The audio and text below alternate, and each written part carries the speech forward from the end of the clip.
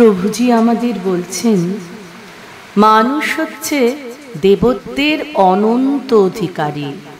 তার প্রমাণের জন্যই ঈশ্বর প্রেরিত মানুষের আগমন। বেদান্ত আমাদের শিক্ষা দিয়েছে চরৈবেতি। এ হলো শুধু কথার কথা নয়, এ হলো শাশ্বত সত্য।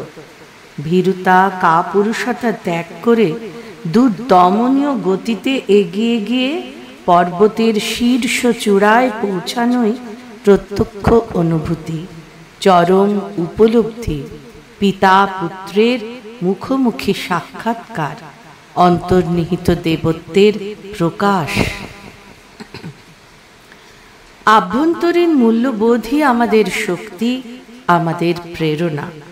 এই শক্তি আমাদেরকে চরম লক্ষ্যের প্রতি পৌঁছানোর জন্য এগিয়ে যেতে সাহায্য করছে। এটি মূলত বিশ্ব ব্রহ্মাণ্ডের চালিকা শক্তি। এই শক্তির আবিষ্কারই হল প্রকৃত ধর্ম, অধ্যাত্মবোধ, অধ্যাত্ম উপলব্ধি। এই উপলব্ধি ঘটলেই মানুষ দেবত্বে উন্নীত হয়। তার চেতনা, চিন্তা, ভাবনা সবই বিশ্বমুখী হয়।